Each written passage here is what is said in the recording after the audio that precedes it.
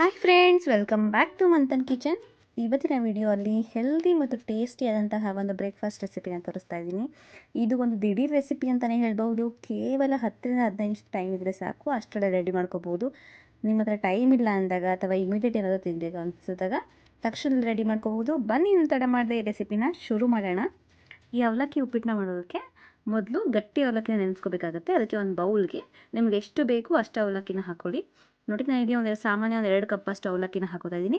ಇದನ್ನು ತೊಳೆದು 2-3 ಸಲ ತೊಳೆದು ಒಂದು 7-8 ನಿಮಿಷ ನೆನೆಸ್ಕೋಬೇಕಾಗುತ್ತೆ. ಅದಕ್ಕಿಂತ ಜಾಸ್ತಿ ನೆನೆಸೋದು ಬೇಡ, ತುಂಬ ಸಾಫ್ಟ್ ಆದರೆ ಮುದ್ದೆ ಥರ ಆಗಿಬಿಡುತ್ತೆ. ನೋಡಿ, ನಾನಿಲ್ಲಿ ನೀಟಾಗಿ ತೊಳೆದು 2-3 ಸಲ ತೊಳೆದು ಮತ್ತೆ ನೀರನ್ನ ಹಾಕಿ ನೆನೆಯೋಕೆ ಇಡ್ತಾ ಇದ್ದೀನಿ. ಇದು ಒಂದು 7-8 ನಿಮಿಷ ಆಗಲಿ, ಅಷ್ಟರಲ್ಲಿ ನಾವು ಒಗ್ಗರಣೆ ಮಾಡ್ಕೊಬಿಡೋಣ. ಅವಲಕ್ಕಿ ಉಪ್ಪಿಟ್ಟನ್ನ ಮಾಡೋದಕ್ಕೆ ಒಂದು ಬಾಣಲಿಗೆ ಒಂದು 3-4 ಸ್ಪೂನ್ ಆಯಿಲ್ನ ಹಾಕಿ ಬಿಸಿ ಇಟ್ಕೊಂಡಿದ್ದೀನಿ. ಆಯಿಲು ಸ್ವಲ್ಪ ಬಿಸಿ ಆದಮೇಲೆ ಕಡಲೆ ಬೀಜನ ಹಾಕೋತಾ ಇದ್ದೀನಿ. ಒಂದು 2 ಹಿಡಿಯಷ್ಟು ಕಡಲೆ ಬೀಜನ ಹಾಕೋತಾ ಇದ್ದೀನಿ. ನೀವು ಇಷ್ಟೇ ಯೂಸ್ ಮಾಡಬೇಕು ಅಂತ ಇಲ್ಲ, ನೀವು ಕಡಿಮೆನೂ ಕೂಡ ಯೂಸ್ ಮಾಡ್ಬೋದು. ನಮ್ಮಲ್ಲಿ ಸ್ವಲ್ಪ ಕಡಲೆ ಬೀಜ ಚೆನ್ನಾಗಿ ತಿಂತೀವಿ, ಅದರಿಂದ ಕಡಲೆ ಬೀಜ ಜಾಸ್ತಿ ಹಾಕೋತಾ ಇದ್ದೀನಿ. ನಿಮ್ಮಲ್ಲಿ ನೀವು ಎಷ್ಟು ಹಾಕೋದಿರ ಅಷ್ಟು ಹಾಕೋಬೋದು. ಇದನ್ನು ನೀಟಾಗಿ ತಿರುಗಿಕೊಂಡು ಇದು ಫುಲ್ ಕಂಪ್ಲೀಟ್ ಗರಿ ಥರ ಆಗಬೇಕು. ಅಷ್ಟು ಗರಿ ಆಗೋವರೆಗೂ ನೀಟಾಗಿ ಫ್ರೈ ಮಾಡ್ಕೋಬೇಕಾಗುತ್ತೆ. ನೋಡ್ತಾ ಇರ್ಬೋದು ನೀವು, ಈಗ ಕಂಪ್ಲೀಟ್ ಅದು ಕಲರ್ ಎಲ್ಲ ಚೇಂಜ್ ಆಗಿ ಕ್ರಿಸ್ಪಿಯಾಗಿ ಗರಿಯಾಗಿ ಆಗಿದೆ. ಇಷ್ಟಾದರೆ ಸಾಕು. ತುಂಬ ಸೀಸಕ್ಕೆ ಹೋಗಬೇಡಿ, ತುಂಬ ಸೀಸಿದ್ರೆ ಕಲರ್ ಚೇಂಜ್ ಆಗುತ್ತೆ ಮತ್ತು ಟೇಸ್ಟ್ ಕೂಡ ಚೇಂಜ್ ಆಗುತ್ತೆ, ಚೆನ್ನಾಗಾಗಲ್ಲ. ನೋಡಿ, ಇವಾಗ ಗರಿಯಾಗಿ ಆಗಿದೆ. ಇದನ್ನ ಇವಾಗ ಸ್ವಲ್ಪ ತೆಗೆದಿಟ್ಕೊತಾ ಇದ್ದೀನಿ.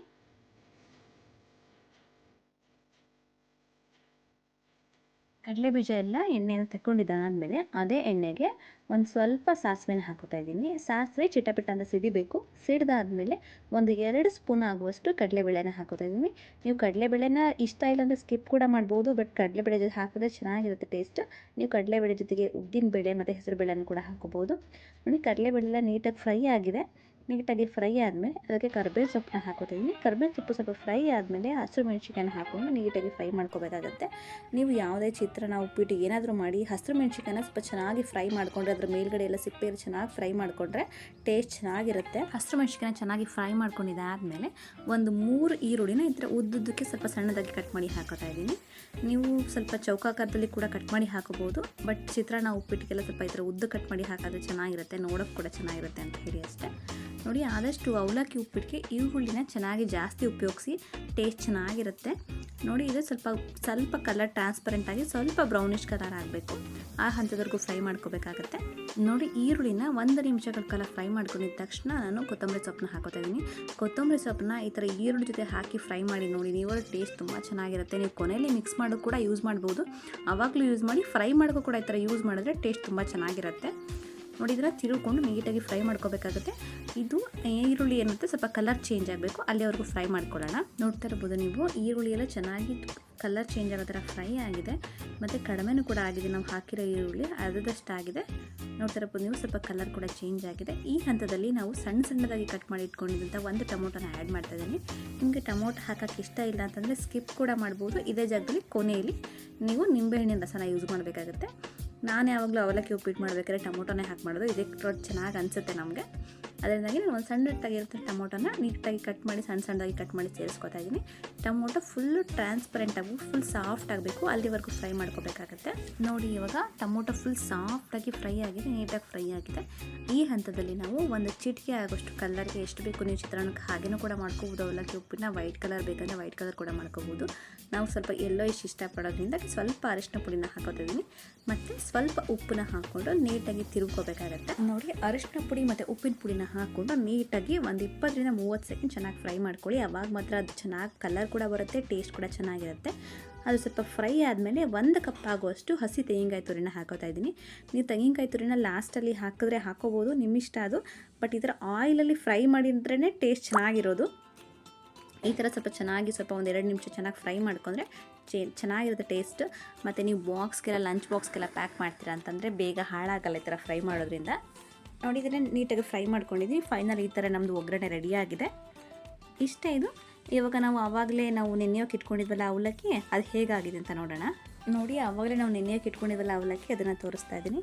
ಒಂದು 70% ಅಷ್ಟೇ ನೆಂದಿರಬೇಕು, ಫುಲ್ ಕಂಪ್ಲೀಟ್ ಸಾಫ್ಟ್ ಆಗಿರಬಾರ್ದು. ಈ ಥರ ಕೈಯಿಂದ ಮುಟ್ಟಿದ್ರೆ ಪ್ರೆಸ್ ಆಗಬೇಕು. ಸ್ವಲ್ಪ ಮಧ್ಯದಲ್ಲಿ ಮಾತ್ರ ಸ್ವಲ್ಪ ಗಟ್ಟಿ ಇರಬೇಕು. ಆ ಹಂತದಲ್ಲಿ ಅದನ್ನು ನಾವು ನೀರನ್ನ ಶೋಧಿಸ್ಕೊಳಕ್ಕೆ ಹಾಕೋಬೇಕಾಗುತ್ತೆ. ನೋಡ್ತಾ ಇರ್ಬೋದು, ಮುಟ್ಟಿದ್ರೆ ಸಾಫ್ಟ್ ಆಗ್ತಾ ಇದೆ ಮಧ್ಯದಲ್ಲಿ ಸ್ವಲ್ಪ ಗಟ್ಟಿ ಇದೆ. ಈ 70% ಅಂದರೆ ಇಷ್ಟು ಸಾಕಾಗುತ್ತೆ. ಇವಾಗ ಇದನ್ನು ನೀರನ್ನ ಶೋಧಿಸ್ಬಿಟ್ಟು ಒಂದು ನೆನೆಯಕ್ಕೆ ಇಟ್ಕೋಬೇಕಾಗುತ್ತೆ. ಮೇಲ್ಗಡೆ ನೀರಿರುತ್ತಲ್ವ, ಅದೇ ನೀರಿನ ಅಂಶದಲ್ಲಿ ಅದು ಫುಲ್ ಸಾಫ್ಟ್ ಆಗುತ್ತೆ. ನೀವು ಇವಾಗಲೇ ಫುಲ್ ಸಾಫ್ಟ್ ಆಗೋ ಥರ ಮಾಡಿಕೊಂಡ್ರೆ ಆಮೇಲೆ ನಾವು ಹಾಕಿದಾಗ ಫುಲ್ ಮುದ್ದೆ ಮುದ್ದೆ ಥರ ಆಗಿಬಿಡುತ್ತೆ. ನೀವು ಇದನ್ನ ನೆನೆಸಿಗೆ ಹಾಕೋಬೇಕು ಅಂತ ಏನಿಲ್ಲ, ಬೇಯಿಸಿ ಕೂಡ ಹಾಕೋಬೋದು. ನೋಡಿ ನಾನು 2-3 ನಿಮಿಷಗಳ ಕಾಲ ಹಾಗೆ ಬಿಟ್ಟಿದ್ದೆ, ಅದನ್ನು ನೀರು ಸೋರಾಕಿದ್ದೆ.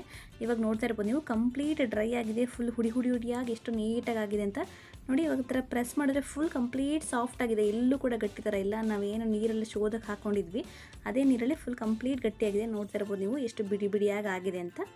ಇವಾಗ ಇದನ್ನು ನಾವು ಒಗ್ಗರಣೆ ಮಾಡಿ ಇಟ್ಕೊಂಡಿದ್ವಲ್ಲ ಅದಕ್ಕೆ ಸೇರಿಸ್ಕೊಳ್ಳೋದಷ್ಟೇ. ನಾವು ಆವಾಗಲೇ ಒಗ್ಗರಣೆ ಮಾಡಿ ಇಟ್ಕೊಂಡಿದ್ವಲ್ಲ ಅದಕ್ಕೆ ನಾವು ನೀಟಾಗಿ ನೆನೆಸ್ಕೊಂಡಿರುವಂಥ ಅವಲಕ್ಕಿನ ಹಾಕ್ಕೊಂಡು, ನಿಮಗೆ ರುಚಿಗೆ ಉಪ್ಪು ಬೇಕು ಅನ್ಸಿದ್ರೆ ಈ ಹಂತದಲ್ಲಿ ಉಪ್ಪನ್ನ ಆ್ಯಡ್ ಮಾಡಿಕೊಂಡು ನೀಟಾಗಿ ಕಲಿಸ್ಕೋಬೇಕಾಗತ್ತೆ. ಈ ಥರ ಎಲ್ಲ ನೀಟಾಗಿ ಕಲಿಸ್ಕೊಂಡಿದ್ದಾದಮೇಲೆ ಮೇಲ್ಗಡೆ ಸ್ವಲ್ಪ ಕೊತ್ತಂಬರಿ ಸೊಪ್ಪನ್ನ ಹಾಕೋತಾ ಇದ್ದೀನಿ. ಚೆನ್ನಾಗಿರುತ್ತೆ. ಕೊನೆಗೆ ಕೊತ್ತಂಬರಿ ಸೊಪ್ಪು ಹಾಕೊಂಡ್ರು ಕೂಡ, ನೀವು ಫ್ರೈ ಮಾಡೋಕ್ಕೆ ಸ್ವಲ್ಪ ಹಾಕ್ಕೊಂಡಿದ್ವಿ, ಕಲಿಸ್ಕೋಕ್ಕೂ ಕೂಡ ಸ್ವಲ್ಪ ಹಾಕೋತಾ ಇದ್ದೀನಿ.